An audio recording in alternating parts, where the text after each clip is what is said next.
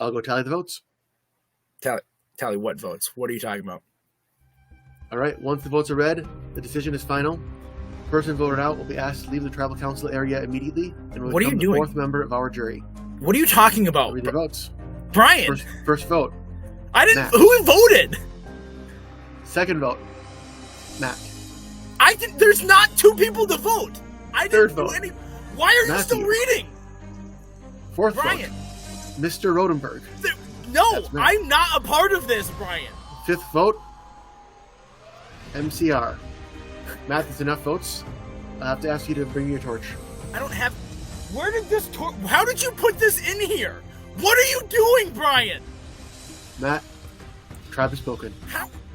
What? Who are these? What? No, hey, Brian. What? Stay tuned for scenes from our next episode.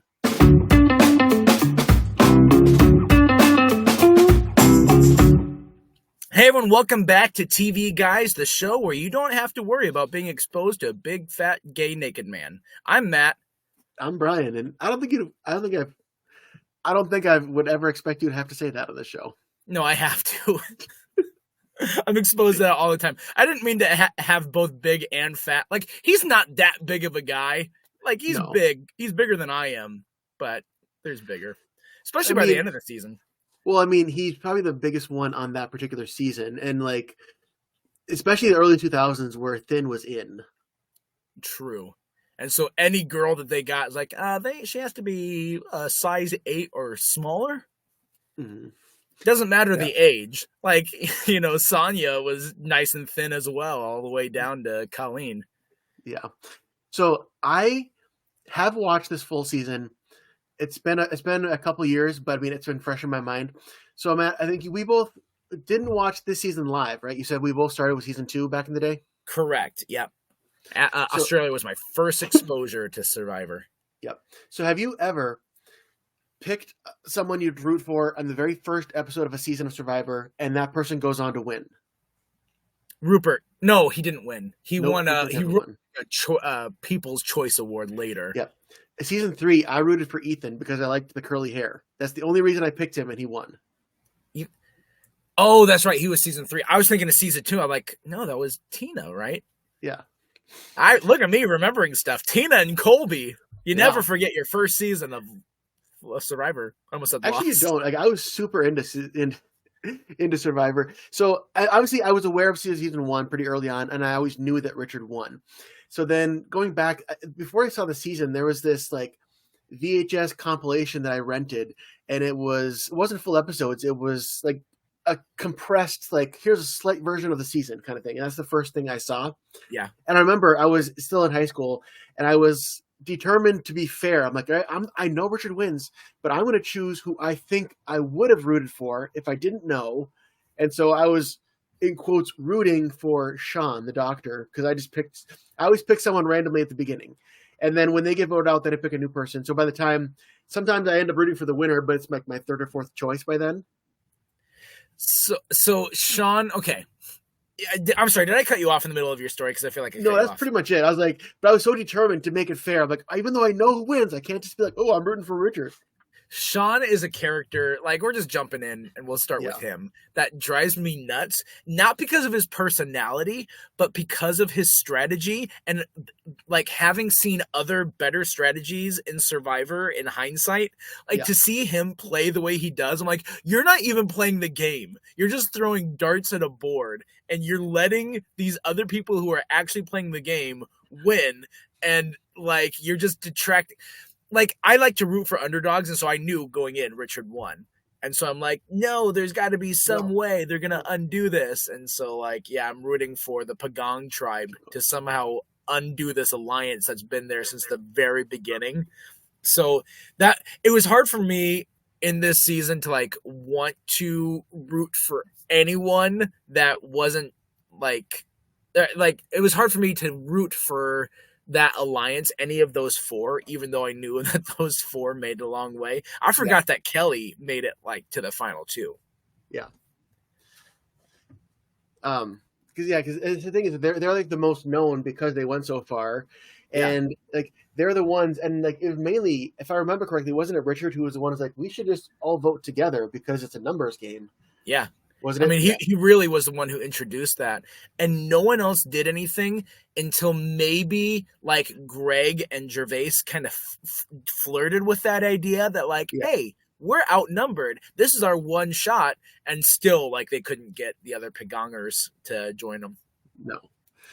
Because I mean, and this is where it was all about, like, not to watch Survivor. People know it's all about strategy. You can have your friendships, but it's Yeah. all about the numbers and stuff.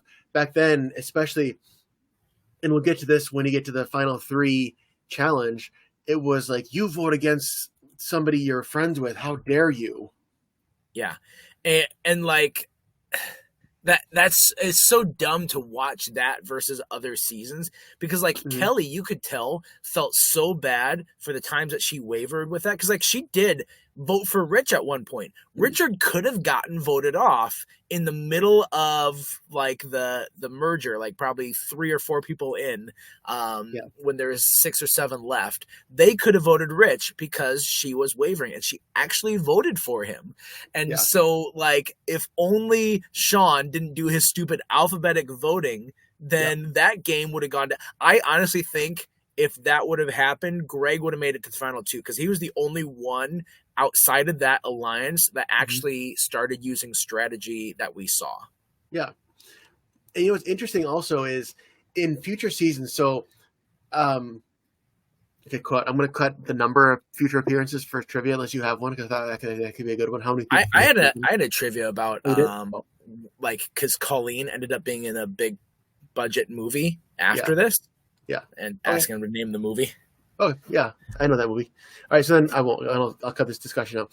So a number of the people from this season appeared in future seasons, and the first big time they did returning players was season 8, which was All Stars.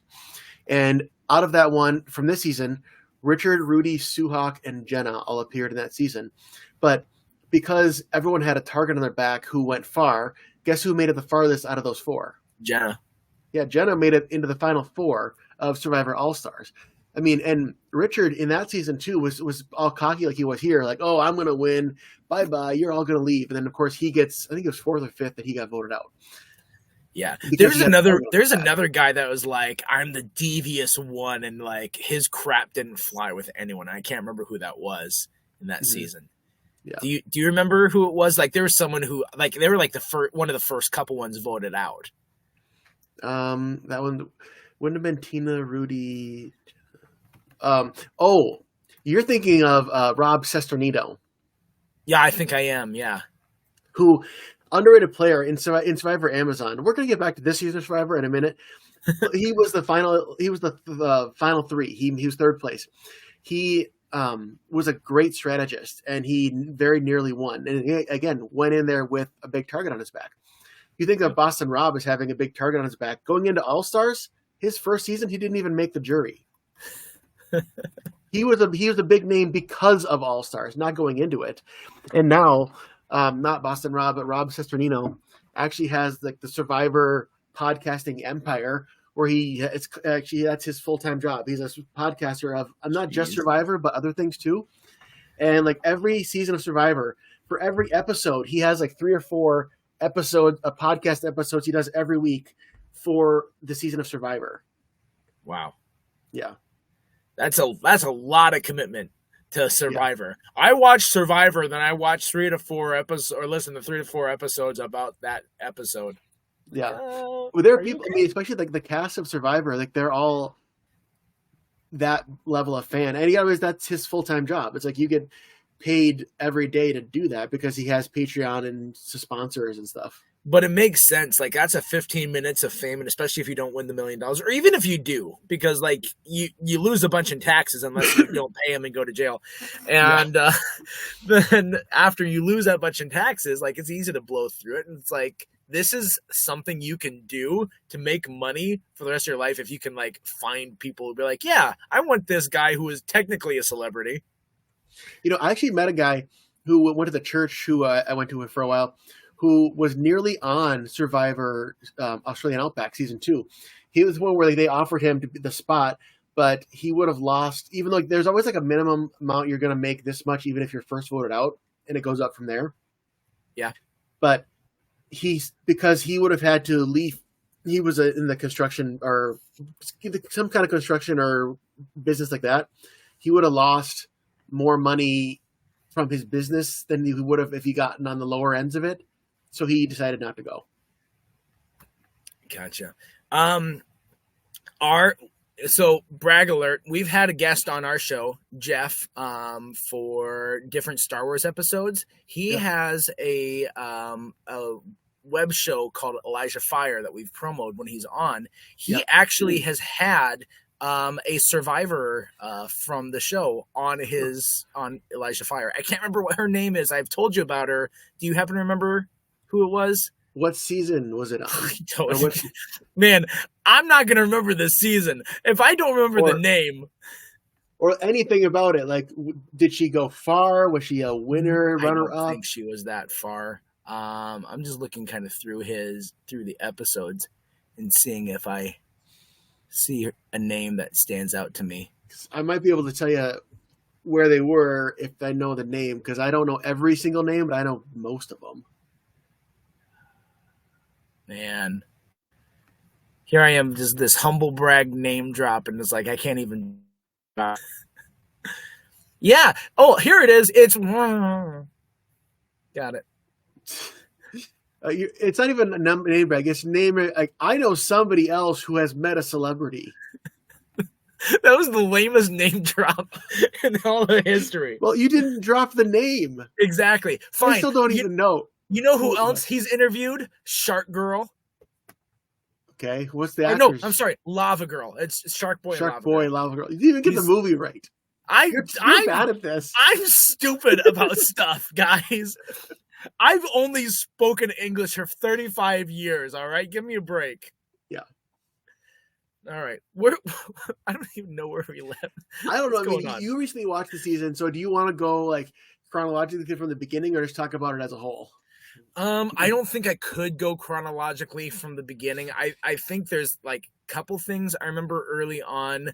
Well, I just got the list of names pulled up from Survivor, or like that Wikipedia page. There was the one vote once where it's like it was like the votes were 4 and 1 and 1 and 1 and 1. I think that was like right after the merger. Yeah, it was because like the Lions voted together. Everyone else voted for some other random person. Well, it was half of a good strategy, but not really, because back then, if the tiebreaker was, if there was a tie, was anyone who had previous votes before them in previous tribal councils that would go towards it.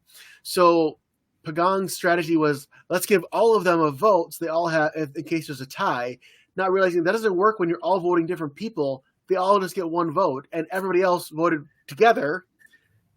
It just does. I mean, it's like, I get where you're coming from, but you have to actually get someone voted out first. Like, if you had 3 of them and then you split the rest of the votes to try to do that, that might be okay.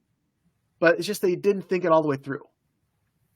Yeah, there's a lot that they didn't think through, man. It's like, it's really funny to watch Survivor Season 1 and then think back to Survivor Season 2, because I remember when Australia came out, like, it felt polished. There's a lot of like really good ideas, and I go back to Season 1, I'm like, wow, there's a lot that like they needed to work out the kinks, and not just the survivors themselves, but also like the games and the hosts and everything.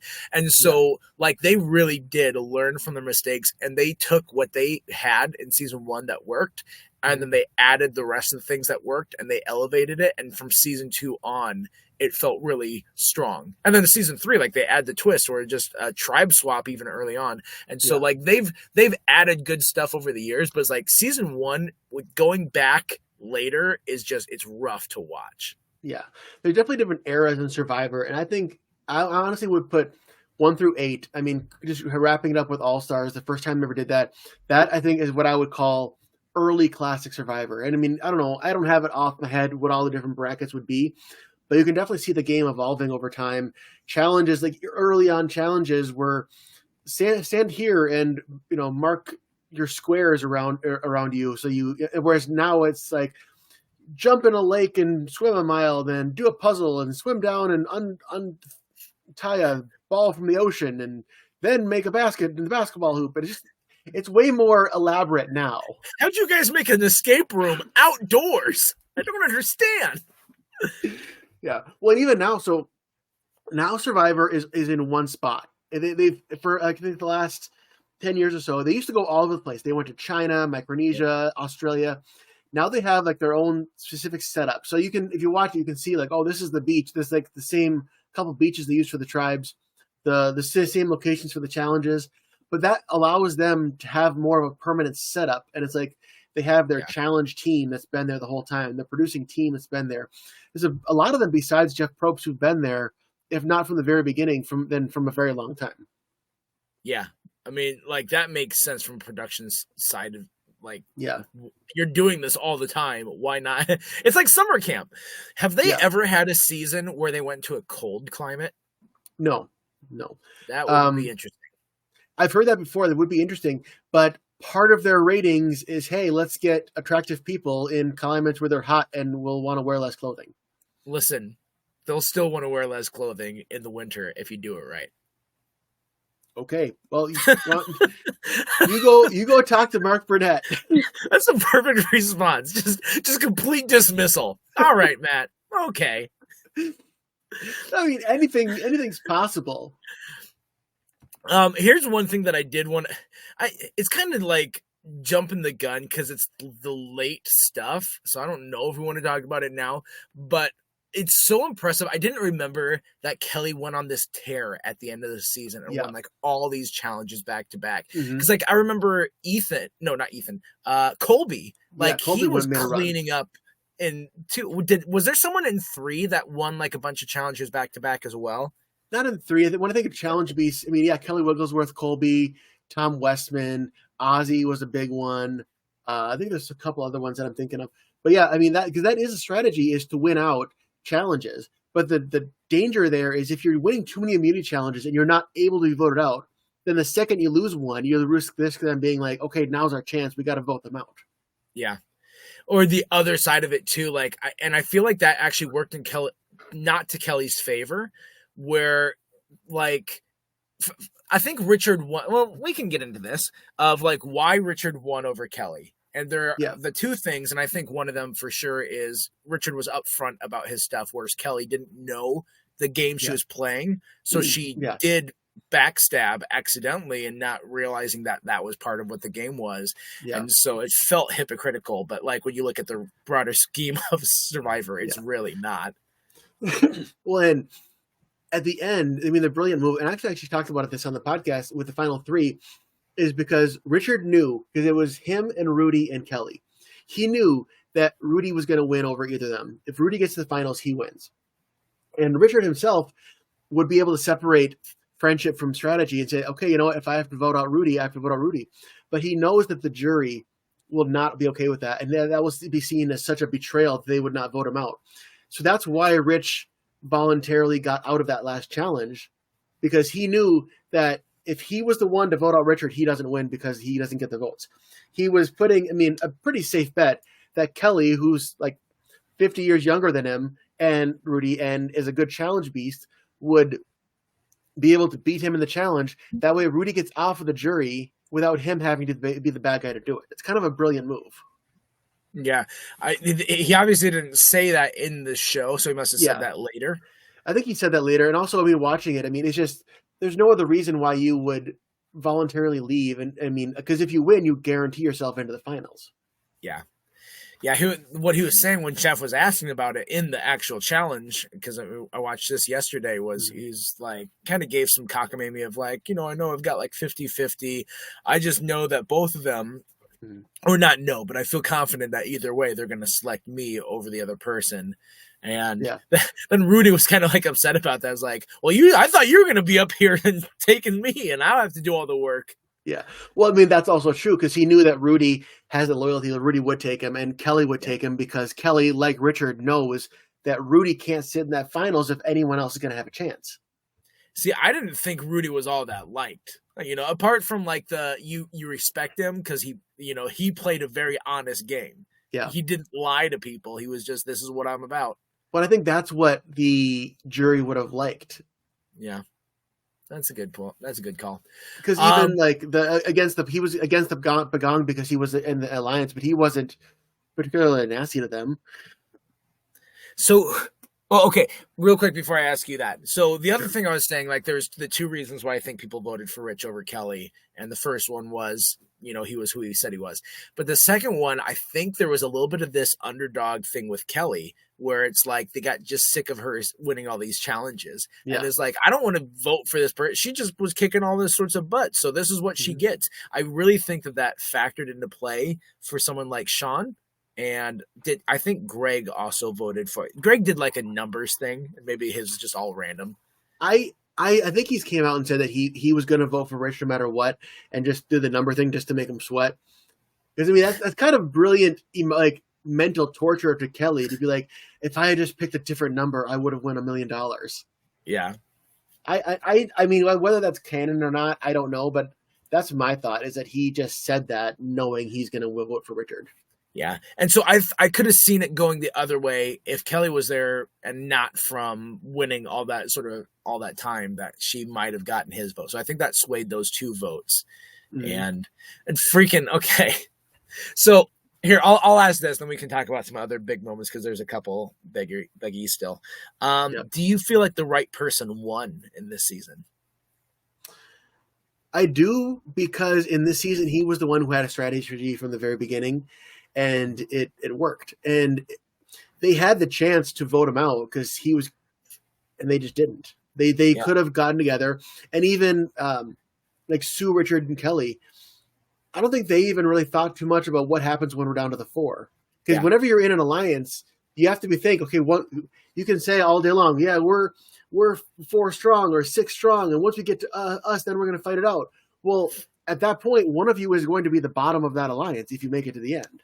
Yeah, and Rich even said at one point that like his first alliance was with him and Sue, and then Sue said, "No, I'm not going to do that with the final two." And so then that's when he went to Rudy and said, "Okay, you and me, final two." Yeah, that's what he said towards the end of the game and tribal council, the jury. and I think when you're looking at just memorable players from the season, it's easily Richard, Sue, and Rudy. Yeah. Because Suhawk had that, like, she was billed as, oh, I'm the every woman. Wasn't she a truck driver? Yeah. I think. She was. I'm the truck driver from Wisconsin. Yeah, exactly. I have to drive through Chicago every day. Yeah. That sounded more like Rudy, actually. And it almost seemed like she thought that she deserved the money because she was like a blue collar every person who wasn't rich. Yeah. Which I don't like that. I don't like saying, oh, well, I deserve to win. You should let me win. I find it funny, though, like hearing some of the stuff in the voting, like her speech that she had about rats and snakes, that, like, I think that directly, because they said it when they were voting, I think that directly caused Jervis and Jenna to vote for Kelly. Because, like, just as a response of, like, that is a terrible thing. That's super rude and mean and awful. It's not only the rats and snakes. What she says is, if you were lying like dead or dying in a ditch, I would not give you a drink of water. Like, really? This is a game. I get it's a game for $1 million, but I mean, it's a game. Yeah. It's like, you lied too. What are you talking about? Like all four of them. Well, not Rudy. I don't think Rudy lied unless maybe he said there was no alliance, because I think that was their big lie, was for a long time, no, there's no alliance. What are you talking about? But the 3 of the 4 of those definitely had their duplicitousness, and they were going back and forth with different things, and they all said stuff that were really mean and betrayal. But again, that's in the nature of the game. Yeah. It's also wild with this show because this is season 1. They were still getting Survivor figured out. So there's only 2 seasons, this one and one more that I'll talk about in a minute, where they actually read the votes right there at the Tribal Council. Because every other season, they vote everything, and then Jeff Probst makes some sort of speech like, all right, I'll see you in LA. And then, because that was filmed months ago from when they're airing it, and then we cut to live, and everyone's all dressed up nice. And they say, all right, everyone's been waiting to hear. With that one, they just voted it. They showed the votes right there they hadn't done that yet. The only other time was, I don't know if you saw this, it's sometime in one of the season 30s, in the 30s, where it was an even number jury, and it actually was final 3. two of the people got it was a tie. It was a straight up tie for the votes, and so they've read that. And actually, what happened there was the third person in the final three, because later on it becomes the final three, who didn't get any votes. They got to cast the one final vote. They become like the last jury member. They cast the deciding vote, and then that one vote was waited till live. Do you think that the news of Richard winning was leaked at all? I don't know. It's very possible.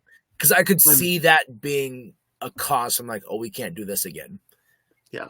I think it was season 3 too that they did it, where it's like, because they did the like, okay, now we're back in LA, we're gonna make a big deal about it or whatever. And then one of the seasons early on, they acted like they weren't doing that, and they acted like they were still in that location. Yeah. And then he read all the votes, because I remember sitting there like, oh, they're gonna actually read it here. They're not gonna be like, oh, we're gonna make you wait. And then they announce it, and it's just like all these lights go up in the audience, and everyone's like, yay, yay. And it's like, you made these people dressed in the same exact clothes that they had, and don't wear any makeup and don't shower, etc. My favorite is when like Jeff takes the votes, gets on a jet ski, and then it cuts to him on a jet ski in the same outfit as if he jet skied across the country. Across the world. He crossed the ocean. He's like Nemo's dad. Yeah. I mean, and we all know that's not what's happening. It's just fun when they do that. Other one, there was a tribal council. This was the final 6 of season 31. This was another returnee season. Did you ever see this one where Jeff actually? It was in the finale, because the finale like caught like the last 6 people or whatever. Mm-hmm. Jeff actually got out a whiteboard and explained as if it was like a football play what was happening. Did you ever see that? No. So, okay, I'm gonna explain it. Just imagine Jeff Probst like writing on a whiteboard of these people. So, all right, Hold on, before you do, you're explaining Jeff Probst explaining something on Survivor to everyone else. Yes, this is double mansplaining here. Exactly. So they say, all right, this person won immunity. All right, anyway, they're safe. What happened was all the votes were for one of 2 people, and both of those people went up and played hidden idols. So then there was no valid votes. So then those 2 people became safe, and then everybody goes and votes again, and it's a tie for 2 out of the 3 people who were safe. And I guess Survivor rules say that if there's a deadlock tie, then it's like they're not choosing a winner. So then either everybody has to come to like a vocal consensus on one of those people to vote out, or those people are also now safe, and which would mean that the person who had the immunity idol is safe, the 2 people who played the idols are safe, the 2 people who votes and they were deadlocked would have been safe, meaning that last person who didn't get any votes, that entire tribal council, would have gone home by default. But they all agreed to send one of the people from the second round of the tie who did not play an idol but was still deadlock tie. They went home because everyone else agreed. All right, we're going to vote this person out because we have to. It was a wild tribal council.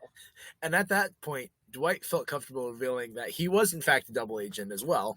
Yeah, it has that kind of feel. Jeez. But that actually did happen once. Okay, and then one more. It's called Advantage Geddon around Survivor fandom, where they get to Survivor. It's a Survivor returnee season again. This all happens there, where again enough idols were in play, where it's again at the final 6. Everybody there's one person had the immunity idol. Everybody else got up and played immunity idols for themselves, to where there was only one person who could get votes, and that person. Again, not only did they not get any votes, that entire tribal council, but they made it to the final 6 without getting a single vote cast against them the entire game, and they're voted out by default without actually getting any votes against them. Well, there you go. This is okay. My Survivor nerddom is coming out, but isn't this? I mean, this is the stuff that makes it interesting. That is. I'm sorry. I heard everything you said, and I listened to your explanation, but I just realized I could have searched to find that name that I was trying to name drop earlier on. It's Anna Kate. Anna Kate. Oh, season 32. That's what you said on there, yeah. Yep. That's what they said. Season 32. It was, I forget what it's called, but it was one of the Brain versus Brawn versus Beauty. Which one was she? I think she was a beauty. Well, good. One of those you wouldn't want to be as a woman. I know. Yeah. Brains, exactly. Yeah, I was going to make a joke as to which one would be worse, but yeah. But I mean, it's weird because obviously not like everybody on the Brains and Bronze tribe were ugly either. They should have been. They should have just been disfigured before they got there. This is getting dark. This is reality. This is your reality now. All right. Well, that's a lot of stuff that we've got. Let me look and see if there's anything. Sorry. If we're talking before we go back, one more thing is interesting. There was one more season where it was called Island of the Idols, where there was a secret idol island where Boston Rob and Sandra were not playing the game. They were there as like advisors, and every now and then somebody would have to go to the Island of the Idols, and no one knew what that meant. It was like Exile Island, but they would go there and just talk with Boston Rob and Sandra for get advice about the game. And then they made a secret like balcony box for them to watch the tribal councils when no one knew they were there. So they were sitting up there like Statler and Waldorf just commenting on the tribal council live. Makes sense. Yeah. Survivor got weird later on. It did. I was just like, oh, the one time. Okay, back to Borneo. Back to Borneo. I was just looking at some voting history too, because we talked about like how Kelly voted for Rich at one point. I was wrong. She voted for Sean. On the vote that Jenna went home, she voted for Sean, and so the vote was 4-3-1. That if she would have voted for Richard, it would have been a deadlock tie. And if Sean would not have done his alphabetical, then there would have also been a tie, 3 for Jenna, 3 for Richard. So that's where that break came from. Mm-hmm. My bad, y'all. Yeah. But I don't know if there's other stuff apart from like there's just some games too. Like I was talking about how season 2 got better, but it's like things happened in season 1. I'm like, oh, that was it for the game. It's like the gross food challenge. Eat 1 worm. Okay. Yeah. That's it. Well, you know, that one, Jervis was the one that lost it for their tribe because he couldn't eat it. Yeah. Jervis came back in season 27, and actually he made it. He was the runner-up. But they brought back that same thing, and they said, all right, Jervis, 26 seasons ago, you couldn't eat this, or can you eat it now? I forget if you did or not, but like. Yeah. No, I still can't. Bye. Yeah, challenges. Some challenges are really interesting to watch, but honestly, they're the least interesting part of it to me. I'd much rather watch like strategy and the talking at camp and figuring out the votes and all of that. That's way more my jam than the challenges for the most part. I mean, some of them are interesting and some of them are iconic, but it's not the best part for me. Weirdly enough, I like those challenges where they like tempt them with food. You know, it's like, stay here for hours. By the way, here's a burger. Crap like that. Well, then there's the famous one in Amazon where, and I guess, so they say they're all standing on these perches, and of course the 2 hot girls, Jenna and Heidi, were like, we'll take our clothes off if we get chocolate and peanut butter. And of course, Jeff Probst behind the scenes was like, give me chocolate and peanut butter. And they did. They stripped off everything, and they jumped in. They got off for peanut butter and chocolate.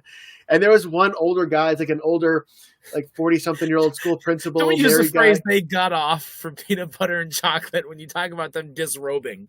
Okay, yes. Bad choice of words. They got off of their perches. There you go. But yeah, this like, 40-year-old, like wholesome married guy was like, I'm not looking. And he's like, he's looking straight down. Yep.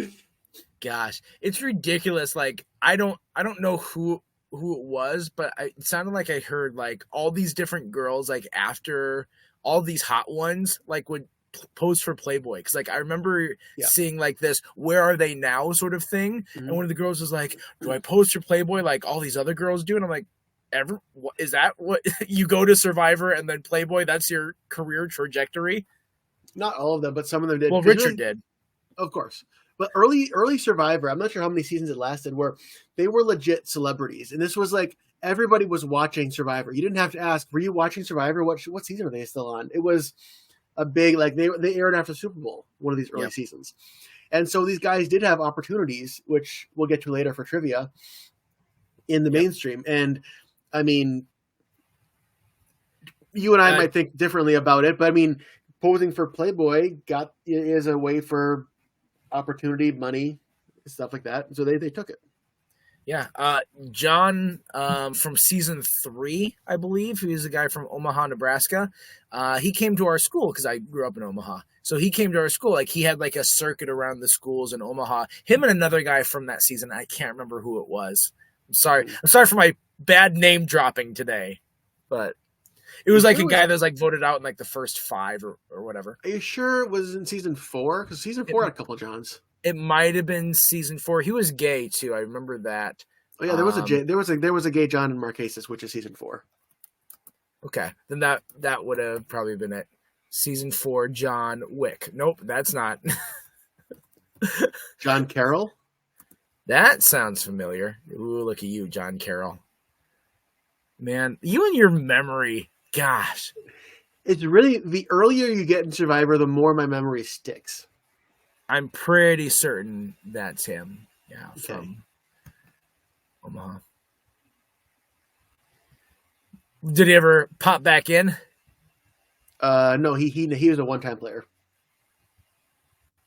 Yep, Omaha, Nebraska. There he is. Hmm. Look at that. So, shout out. And Omaha. I believe, yep. I mean, actually, surprisingly, for as many seasons as they've had, there's not a ton of Survivor contestants who've passed away. But from this season, Rudy and BB, I believe, are both dead. I mean, they were old at the time of the show. Mm-hmm. That was 20-some years ago. I know. I mean, Rudy lived into his 90s, I believe. He seems like that. He seems the type of guy that would be like too stubborn to die.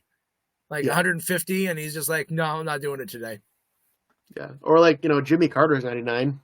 Yeah, but Jimmy Carter looks 99. Yes, I don't know how old Rudy looked by the end, but like he was that Navy SEAL stubborn sort of guy. Like there's something admirable about that. Like you get what you see is what you get with me. Yep.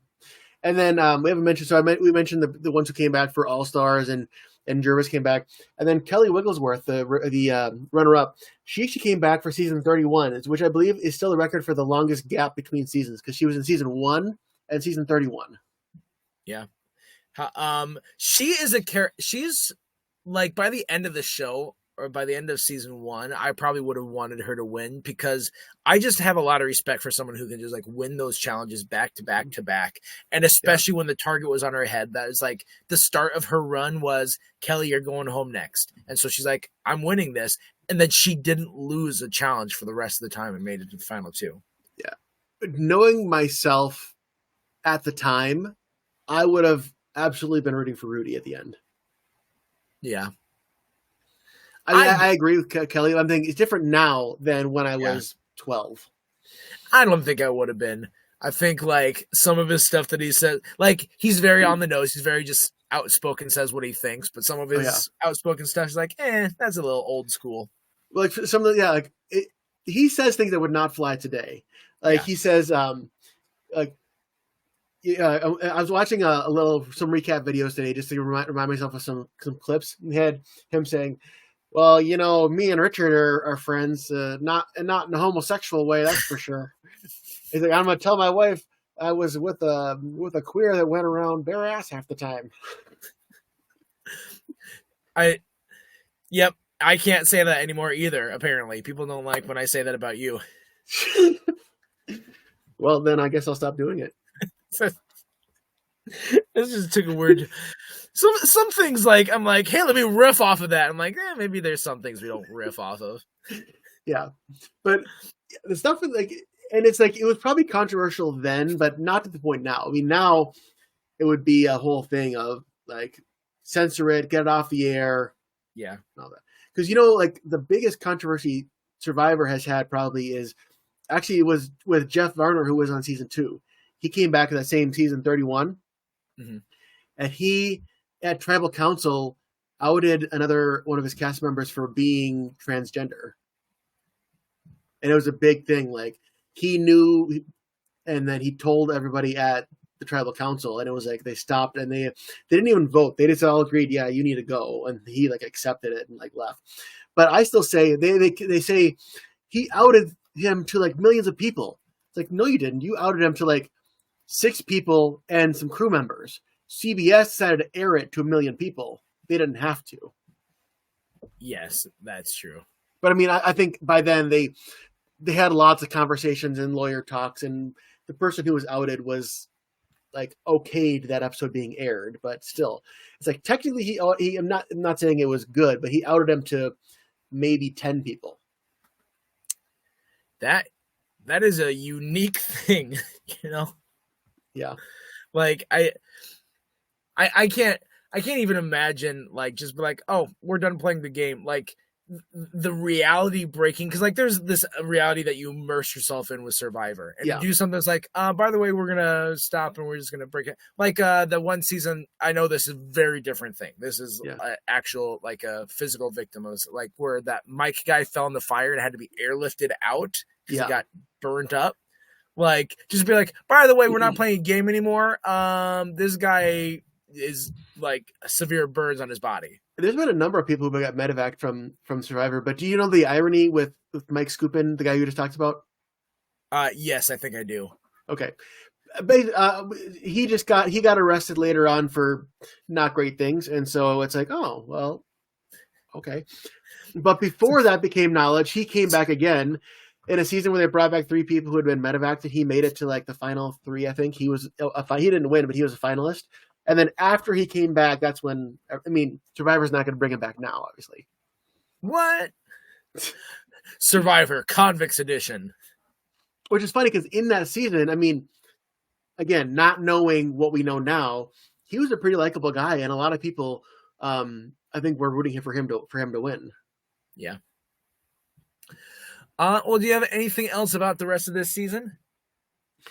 Not about this season specifically. I mean, I went into this intending to talk about this season of Survivor, and I probably mentioned like 10 other specific seasons of Survivor because that's just like I haven't talked about Survivor in a long time. So, I remember this happened, this and this happened, but no, not specifically for this season. To me, of all the seasons I've seen of Survivor, this is the weakest because again, they had these things that they had to figure out, and there's like some other things that's like that was such a great moment. Those were great fights. That was a great dynamic, and etc. Wasn't there like one in earlier seasons where it's like they had like they couldn't have 2 people sitting next to each other in the reunion special, and it's like, or was that like Sue and Rich? That was Sue and Rich from this season in All Stars, because in All Stars there was the whole thing in one of the challenges. This is right when Richard went home. Richard got voted out. He got naked, just like he always does. And it was like a balance beam challenge where you're trying to go around, and he was just naked, not like being inappropriate. At least he claimed he wasn't. And then the next tribal council, or next, they went to the challenge, and even though Rich was gone, Sue had this outburst where she claimed that she was violated and harassed and humiliated because Rich, she's claimed, was like rubbing up against her during the time, and she quit the game. And some people say that she was not like in the numbers within her tribe, and she was like trying to save face. Other people say that she wasn't. I mean, obviously, I'm not going to speak to how she felt, but yeah. Then to save it at the finale, they had because they sit in order when they got voted out. They had her and they had Rich Hatch and Rob Sesternino, the other guy we talked about, swap spots so they weren't sitting next to each other. Yeah, that. And the thing too, for those who like didn't see that challenge, because I remember it too. It's like, he did technically rub up on her, but like she was trying to get by him and that sort of thing. Like I'm not specifically making excuses for Rich, and he shouldn't have done the whole thing without his clothes on anyway. Like his whole thing was, I'm going to do all the challenges naked just to like take what I did that one time and just like take it to that next level. And that was just a bad challenge to do it because of the closed nature's quarter of it. Plus, he leaned into the like, oh, ha, ha, ha, as she goes by, which is 100% his fault and not a good thing to do. Exactly. I don't think they allow you to do that during challenges, and especially I think if it's a contact challenge, you shouldn't be allowed to be naked. I think. Yeah, exactly. Because there's some challenges where you're not. If you're all standing on, like I said, you're all standing on your perch in the ocean to see who can stand the longest. Whatever, you're not touching anybody. Yeah. Yeah, absolutely. So Mm-hmm. there's your context, and make your own judgments. Yep. Or watch Survivor All Stars, because Survivor All Stars would be one of my top seasons. It's one of my favorites. I mean, you said this isn't great. I'd have to rewatch them, and I don't know where this would land. Somewhere, I don't know, somewhere probably towards the bottom. Like, it's okay. It's got a couple of memorable characters, a couple of good moments, but it would probably be in the bottom third for sure. Yeah. Yeah, I liked All Stars a lot. I also liked Pearl Islands a lot. Yep. I mean, really, anytime you got Rupert, like, he's hands down my favorite survivor of any survivors I've ever seen. So yeah, but he's not my favorite, but he's up there. Who is your favorite all time? Is it Boston Rob? No. Oh, you put me on the spot here. Actually, I'm going to go controversial. I'm going to say Rob Sesternino. Because I also listen, probably also because I used to listen to all of his podcasts. That's fair. I think you probably would have a different answer for if he didn't have podcasts. It was just based on gameplay. He might be up there, but not. A player that I like to hate is Johnny Fairplay. Yeah, he also had a podcast, not nearly as much. Yeah. Gosh, because he's got one of the most famous moments as well with the dead grandma lie. Yeah, and of all, like, it feels like such a stupid lie. Like, it got him the reward or whatever, but like, of all the things to lie about to be like your claim to fame, like, the guy lies about everything else. Like, yeah. That's not that big of a lie. You're lying to these strangers, be like, yeah, feel bad for me. Yeah. Or Ethan's on from the third season winner, because he's just a good guy, and he started some nonprofit organizations, and he's from what I can tell, he's a cool guy. Good for him. Well done. He came back for the all winter season and did not do very well. Yeah, he was off first, wasn't he? No, he wasn't first, but he was like third or fourth in that season. He also came back from All Stars, and I think he made it farther than Richard, but he didn't. He was before the merge then. That's the thing. The Survivor All Stars, anyone who was like big in their season or well known for their season went out early.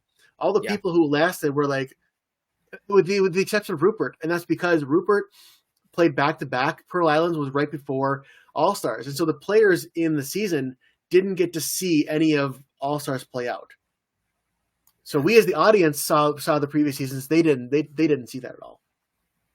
Oh, yeah, that's a good point. Well, I'm excited because I'm now done with season 1, and I can move on to season 2 when I get back around to it. Right now, I'm finishing up Goldberg's. I get to watch my favorite episode of Goldberg's next week because that's in season 5, and we'll talk about Goldberg's the dinner episode. Oh, they go out to dinner? Yeah. That's my favorite, hands down. And it's surprising that it's not like an 80s nostalgia episode, but it is so funny. That just shows George Siegel and Jeff Garlin brought so much to the show, and it was not the same when they left. Yeah. It's a really impressive cast, because like all of them, like Adam's fine, but every other person is like top notch. It's so well. Erica is fine. Barry is great. Beverly's great. Murray's great. Pops is great. Pops, that's what his name is. I was like, what's his name? And then Jeff goes up and down for me. Coach Miller is great. Even though he's only in for like half the show, then they replace him with his brother. Yeah. And then they replace him with actual Goldberg, the wrestler. I wonder if that's why they brought him in. Maybe. We know, it's interesting. Okay, one little tidbit, then I'll save the rest for next time. So, one of the members of Barry's group, the JTP, is called Naked Rob, and Naked Rob is played by Noah Monk, who before then was better known as Gibby from iCarly on Nickelodeon. And his whole thing in iCarly was he was the weird kid who would take his shirt off all the time and do like almost like the kid from the Goonies. Like he would just be like, that would be his thing. And I think I heard typecast. Well, I thought that he didn't come back. He for the reunion they offered it to him. He didn't want to come back. I thought he was trying to get away and be more like serious roles, but then he goes on to the Goldbergs, and basically his character is called Naked Rob. Which, for being called Naked Rob, he's clothed a very good amount of time. Yeah, they have to imply that he's naked. I think it's the thing is like anytime we don't see Naked Rob, he's naked. I think we're supposed to think. But you're right, he's not naked very much. He's very even rarely like without a shirt on. And he wears two shirts. He always does the button up over a t-shirt. He's more clothed than the guys who are not known as being Naked Rob. Oh, the final top-notch character. I know that we're going to have a Goldbergs episode in March, so just here's a heads up. Okay. But the other top-notch character is Tim Meadows' character. But that's just because it's Tim Meadows, and he's hilarious. Yeah. I think towards the end, they used him a little bit too much. I think you're right. But also, Stephen Tobolowsky. He's really good because he's Stephen Tobolowsky. His character as the sad sack wuss to Beverly isn't like, oh, this is top notch, it's great. But he is a very good character. He makes it top notch. This show is like The Simpsons, where there's like you have your family and you have such a wide variety of characters that come in all the time. Bill Lewis is really good. Oh yeah, it's the first time I don't hate a Dave Koechner character. See, I hate Packer, of course. Yeah. But overall, I like Dave Koechner because he is that character actor where he's supposed to be obnoxious. Packer is just too far obnoxious for me. Yeah. It's funny. I listened to Office Ladies had an interview recently with Zach Woods, who played Gabe on The Office. And obviously you know that it's an actor. But it's even as listening to him, his voice just sounded like a different person. Like he's telling stories about acting like Gabe and telling stories about his life. And it's like, I feel like I'm listening to a normal, adjusted human being, which I would not be thinking if it was Gabe. But it just shows he's a really good actor at playing creepy because he seems normal now. Stop talking about the sun! I think they talk about that moment. That's a top Gabe moment for me. Yeah. All right. Well, we moved from Survivor to Goldbergs in Office, of course. Why not? But we've got a lot of good stuff coming up, so make sure you're listening to that. Let's jump into trivia real quick. So I don't remember exactly the question, but I asked that Andre Braugher, or how I phrased it, but Andre Braugher was in a movie, because we talked about Andre Braugher and his unfortunate death a couple months ago. And so we talked about the best moments he had on Brooklyn Nine-Nine. And so he played a cop in another movie, and I don't know if I said it was like a Dennis Quaid movie and Jim Caviezel, but he was in this other movie with them, and that movie was called Frequency. If you have not seen Frequency, it's a fantastic movie. It is one of those that's like, it didn't get a ton of praise like when it was around, not praise, but like recognition, I think is a better term. Yeah. And they actually have a TV show called Frequency now that I think was based off that movie. But Jim Caviezel like finds this old ham radio that belonged to his dad that his dad used to use, and then because of some science mumbo jumbo wave your hand away explanation, somehow he's able to actually talk to his dad back in the past. And his dad died all these years ago when he was a kid. So it's him like reconnecting with his dad who had died through the use of this ham radio. And it's actually a really intriguing story, and it's really well done, especially between those two leads. So if you haven't seen it, go check out Frequency. It's really good. I think that'd be interesting. Yeah, I liked it a lot. It has Jim Caviezel's son in it is like a 9-year-old Michael Cera. Huh. Cool. So probably his first role, honestly. Nice. And what do you got for trivia this week? This week, we asked, or we talked about a number of different survivors and the things that they went into later. And Colleen, I knew her before I watched this show because she was actually in a movie, a big budget movie following her season on Survivor. So what was that movie that Colleen, not just like a cameo, but she was like a she was like the second lead. or third billing. Yeah, female lead. There you go. And spoiler, it's not a good movie. Yeah, it's not great, but she's in it. I mean, really, when she's the talent that you're getting, and the lead actor is also the talent that you're getting, you kind of know what sort of movie you're going to get. He is not. He is a cameo supporting character. He's not a lead. No. Ed Asner's in it. Ed Asner's great.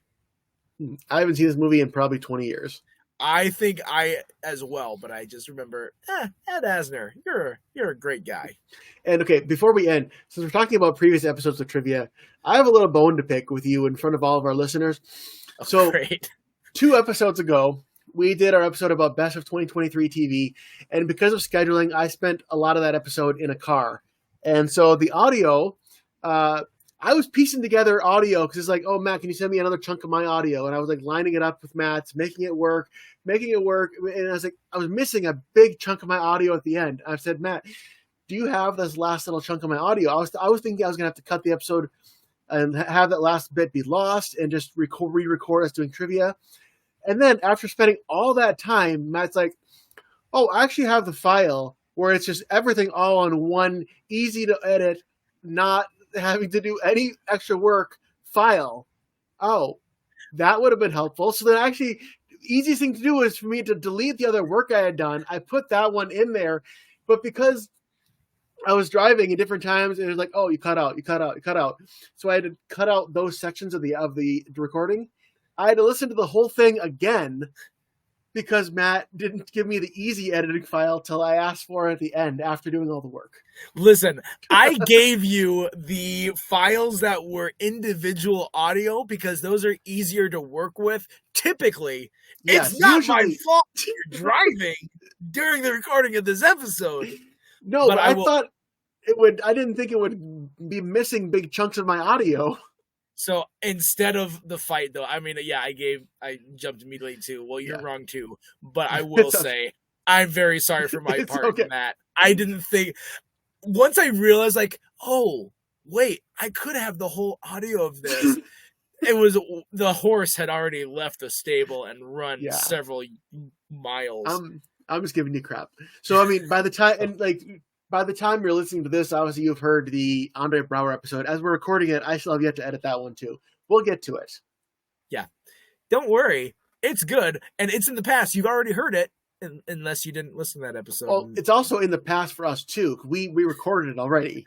That's crazy how time works. Yeah. I don't understand it. Okay, well, we better let you go because I have to get to tribal council. So all right. Until next time, again. Oh, that's right. You're the jury member now. I am. You got voted out by a bunch of shadow people. All right, until next time, I'm Matt. I'm Brian. And reminding you to stay tuned and keep watching.